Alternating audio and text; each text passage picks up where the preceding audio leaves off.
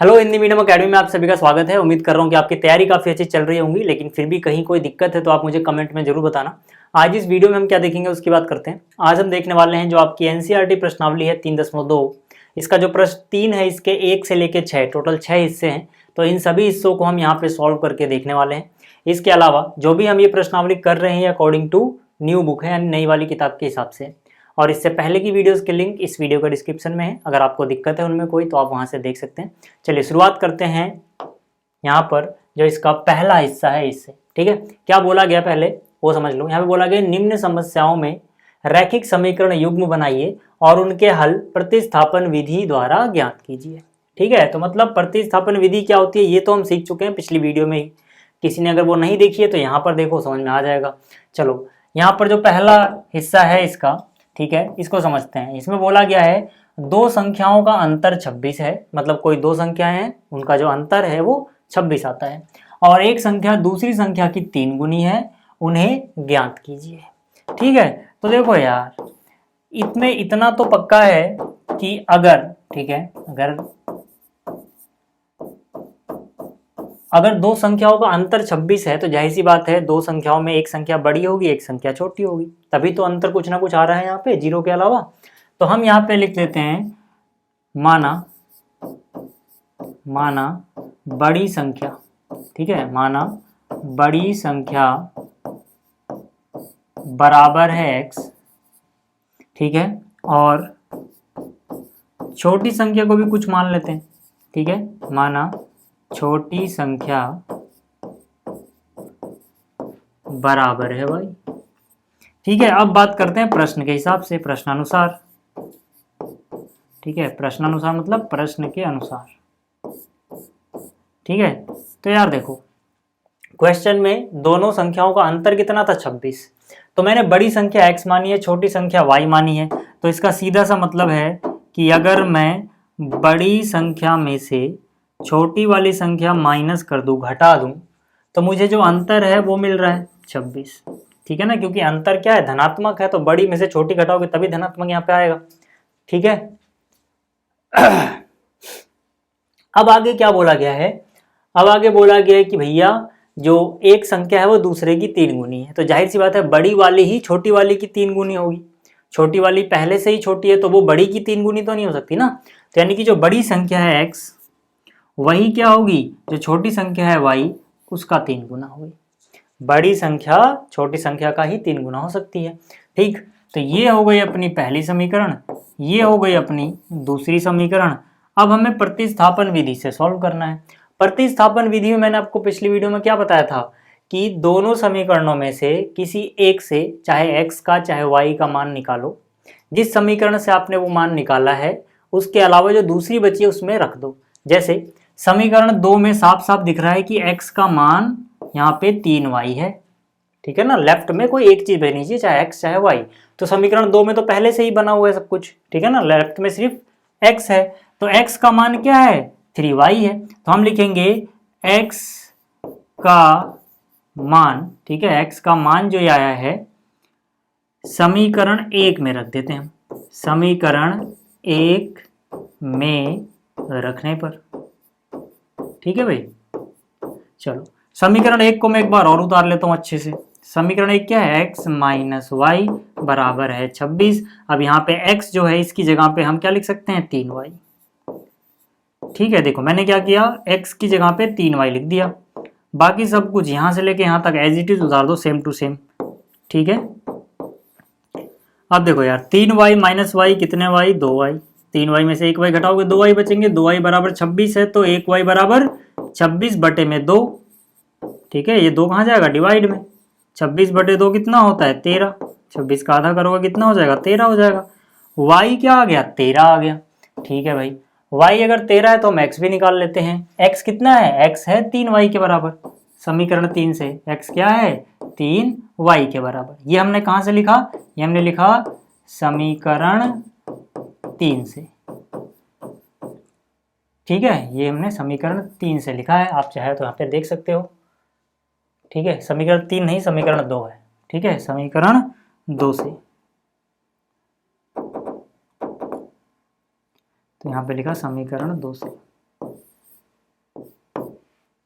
अब देखो x बराबर 3 y की जगह क्या लिख सकते हैं, y का मान कितना है 13, तो 13 गुणे 3 कितना होता है 39, तो ये आ गया 39। अब हमें दोनों संख्याएं बतानी थी, ठीक है, तो हमने जो बड़ी संख्या थी वो x मानी थी, ठीक है, और x कितना आया है 39, और जो छोटी संख्या थी, छोटी संख्या वो हमने y मानी थी, y कितना आया है 13। आप चाहो तो चेक भी कर सकते हो, ठीक है। देखो यहाँ पर पहली बात दोनों का अंतर 26 आएगा, 39 में 13 घटाओगे 26 बचेगा। दूसरी बात जो बड़ी वाली संख्या है वो छोटी वाली की 3 गुनी है, 13 का 3 गुना 39 होता है, तो मतलब हमने सही निकाला है, ठीक। तो ये इसका पहला हिस्सा था। अब बात करते हैं इसके दूसरे हिस्से की। इसमें क्या बोला गया है, दो समपूरक कोणों में बड़ा कोण छोटे कोण से 18 डिग्री अधिक है, उन्हें ज्ञात कीजिए। मतलब दो कोण हैं ऐसे जो कि आपस में संपूरक हैं। संपूरक का मतलब ऐसा होता है कि ऐसे दो कोण जिनको जोड़ के 180 डिग्री आए। अगर पूरक होता तो 90 आता जोड़ के दोनों को, अगर संपूरक है तो 180 आएगा, ठीक है। तो ऐसे दो कोण हैं जो संपूरक है, मतलब उनको जोड़ के आएगा 180, क्योंकि संपूरक की परिभाषा यही होती है। दूसरी बात जो बड़ा वाला कोण है वो छोटे वाले से 18 ज्यादा है। तो यहाँ पे, ठीक है, इसका अगर मैं उत्तर लिखूं, ठीक है, उत्तर क्या है, तीसरे का दूसरा हिस्सा कर रहे हैं हम, ठीक है। तो यहाँ पे मैंने लिखा माना बड़ा कोण, माना, ठीक है, बड़ा कोण। क्वेश्चन में ही क्लियर किया गया है कि दोनों कोण में से एक बड़ा है एक छोटा है, तो बड़ा कोण मैंने x मान लिया, और यहाँ पे मैंने लिखा माना छोटा कोण, ठीक है, छोटा कोण y मान लो यार, है ना, क्योंकि हमें दो चर वाला रैखिक समीकरण चाहिए, तो एक को x एक को y मान लिया। अब प्रश्न के हिसाब से चलते हैं, प्रश्नानुसार, ठीक है। प्रश्न के अनुसार सबसे पहली बात क्या बोली गई है, सबसे पहली बात बोली गई है दोनों कोण संपूरक हैं, और मैंने क्या बोला कि संपूरक का मतलब है ऐसे कोण जिनको जोड़ के आ जाए 180। तो ये मिल गई हमें पहली समीकरण, ठीक है। दूसरी बात क्या बोली गई थी कि जो बड़ा वाला कोण है, बड़ा कोण यानी कि x माना है हमने, वो बराबर है, किसके बराबर है, छोटे से 18 ज्यादा के, छोटे से 18 अधिक है। छोटा वाला क्या है y, इससे 18 अधिक के लिए 18 जोड़ दो, ठीक है, तो इतने डिग्री ये अधिक है। अब फिर से यार एक का मान तो हमें पता ही है, सीधा सीधा रख दो, ठीक है। तो हम लिखेंगे x का मान, ठीक है ना, x का मान तो हमें डायरेक्ट पता है, समीकरण 1 में रखने पर, 1 में रखने पर, एक काम करो कि एक को एक बार और अच्छे से उतार लो। तो समीकरण 1 क्या है, x प्लस वाई बराबर 180 डिग्री। तो यहाँ से x का मान देखो, x का मान कितना रखना है, y जमा में 18। इसका मतलब है जहाँ x लिखा है इसकी जगह मैं लिख सकता हूँ y जमा 18 डिग्री, प्लस में है y बराबर है 180 डिग्री, ठीक है।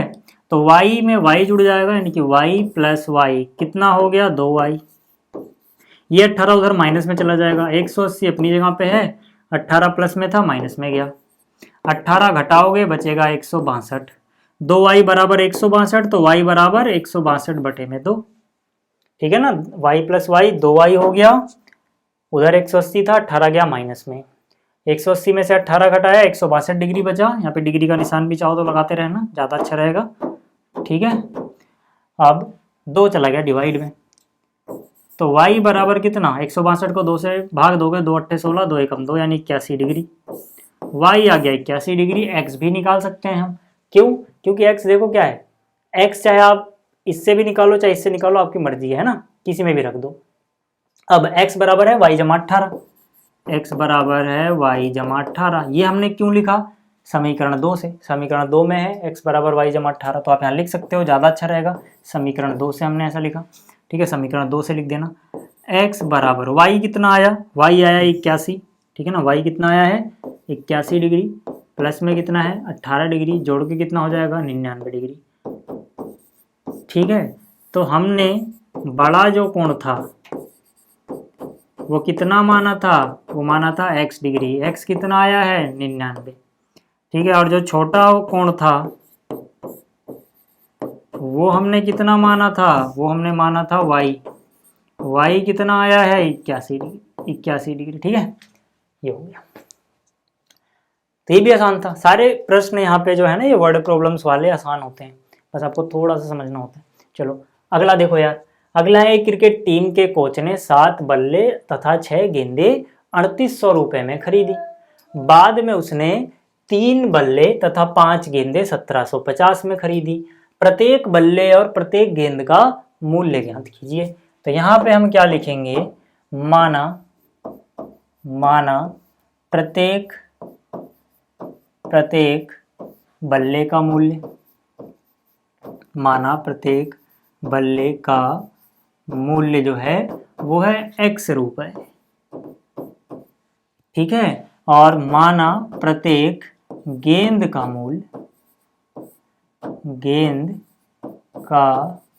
मूल्य जो है वो है y रुपए। अब प्रश्न के हिसाब से बात कर लेते हैं, प्रश्नानुसार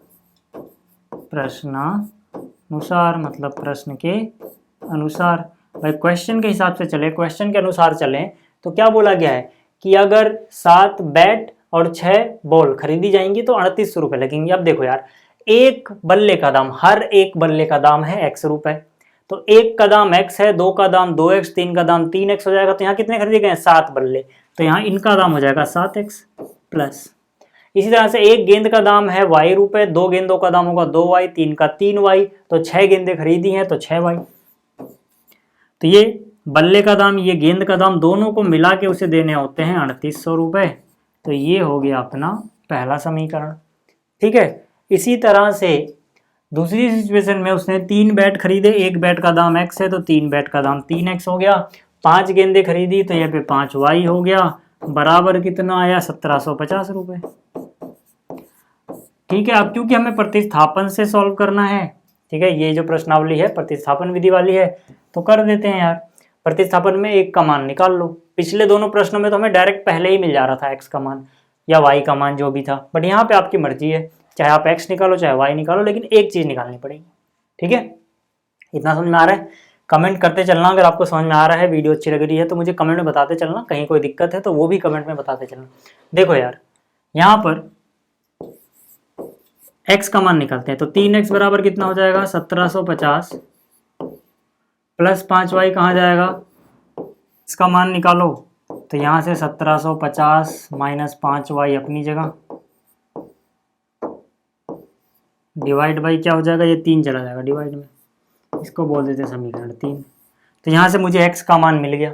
अब x का मान हमने कहाँ से निकाला है, समीकरण 2 से, तो इसको 2 में मत रख देना, किस में रखना पड़ेगा, 1 में, ठीक है। तो हम यहाँ पे लिखेंगे x का मान समीकरण 1 में रखने पर, x का मान समीकरण 1 में रखने पर, ठीक है। यहाँ तक समझ में आ रहा होगा, कोई दिक्कत नहीं यहाँ तक अभी तक, ठीक है। x का मान समीकरण 1 में रख रहे हैं। समीकरण 1 क्या है, पहले उतार लेता हूँ, ज़्यादा अच्छा रहेगा।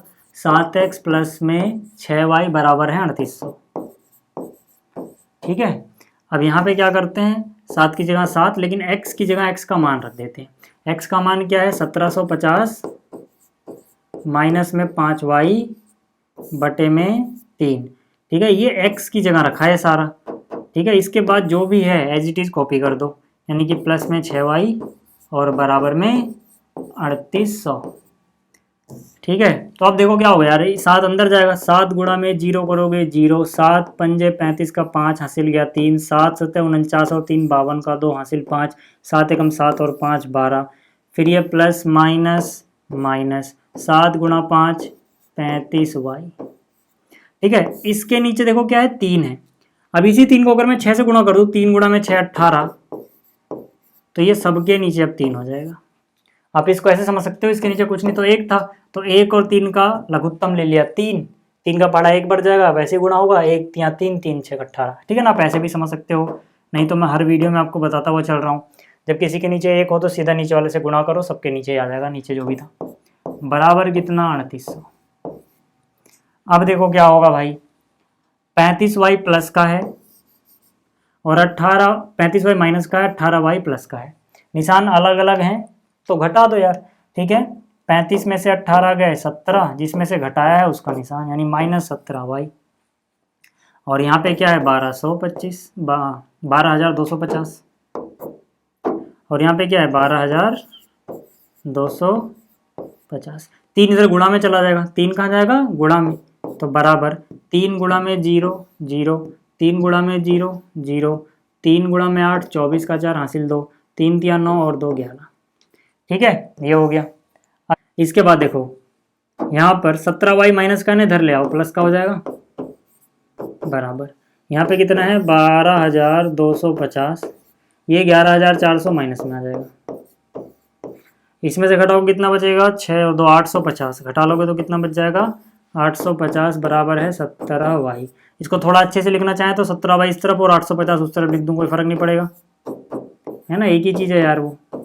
अब यहाँ से y बराबर 850 बटे में 17, 17 का पढ़ा 5 बार पढ़ते हैं तो 85 आ जाता है, एक जीरो है तो एक जीरो लगा दो, यानी y बराबर आ गया 50। y बराबर अपने को मिल गया 50 भाई साहब। x बराबर निकालना है, और ठीक है तो x बराबर निकालते हैं। x का मान क्या था, देखो समीकरण 3 में अगर आप देखोगे तो x का मान आपको नजर आएगा, x का मान है 1750 माइनस 5y बटे में 3। ठीक है, कितना है 1750 माइनस 5y बटे में 3। कैसे लिखा है हमने, ये हमने लिखा है इसको समीकरण 3 से। ठीक है, तो x बराबर 1750 माइनस 5y, y की जगह 50 बटे में 3। y की जगह 50 क्यों लिखा, क्योंकि y बराबर 50 हमने निकाला हुआ है। ठीक है, अब देखो x बराबर 1750 माइनस 5 गुणा 5 25 होता है, एक जीरो है लगा दो, बटे में 3। तो x का मान कितना 1750 में से 250 गया, 1500 बच गया, 1500 बटे में 3, तो x बराबर 3 एकम 3, 3 पंजे 15, डबल जीरो है तो लगा दो 500। ठीक है, इसके आगे आप क्या लिखोगे, इसके आगे आप लिखोगे अतः प्रत्येक बैट का मूल्य बराबर, क्या था बैट का मूल्य, ठीक है, आप पूरा नहीं लिख रहा, आप समझ जाना। ठीक है, बैट या बल्ला जो भी है, प्रत्येक बैट का मूल्य कितना था भाई, x रुपए था, यानी कितना है वो 500 रुपए। और इसके नीचे लिखना आप प्रत्येक गेंद का मूल्य, ठीक है, गेंद के लिए प्रत्येक गेंद का मूल्य y रुपए, y कितना आया है 50। ठीक है, अब ऐसे लाइन मत खींचना रेडी मेडी, ये टाइम बचाने के लिए कर रहा हूँ मैं, आप पूरा लिखना प्रत्येक बैट का मूल्य प्रत्येक गेंद का मूल्य। ठीक, चलो ये हो गया। अब अगला प्रश्न अपना, अब देखो जो ये अगला प्रश्न है, यानी कि चौथा जो प्रश्न है, इसमें क्या बोल रहा है वो समझो पहले। इसमें कह रहा है एक नगर में टैक्सी के भाड़े में एक नियत भाड़े के अतिरिक्त चली गई दूरी पर भाड़ा सम्मिलित किया जाता है। ठीक, 10 किलोमीटर की दूरी के लिए भाड़ा 105 है और 15 किलोमीटर के लिए भाड़ा 155 है। नियत भाड़ा तथा प्रति किलोमीटर भाड़ा क्या है, एक व्यक्ति को 25 किलोमीटर यात्रा करने के लिए कितना भाड़ा देना होगा।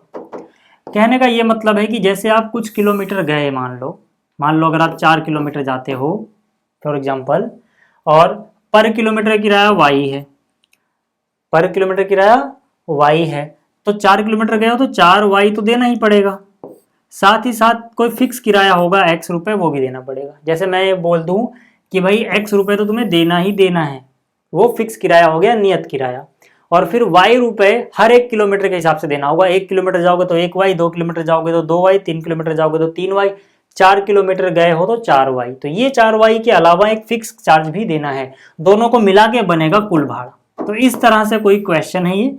ठीक है, और हमें बताना है कि जो फिक्स वाला चार्ज है यानी नियत भाड़ा वो कितना है, और प्रति किलोमीटर जो किराया लिया जा रहा है या भाड़ा लिया जा रहा है वो कितना है ना। बहुत आसान सा प्रश्न है, बहुत आसान है। देखो यहाँ पे हम क्या लिखेंगे, हम लिखेंगे माना।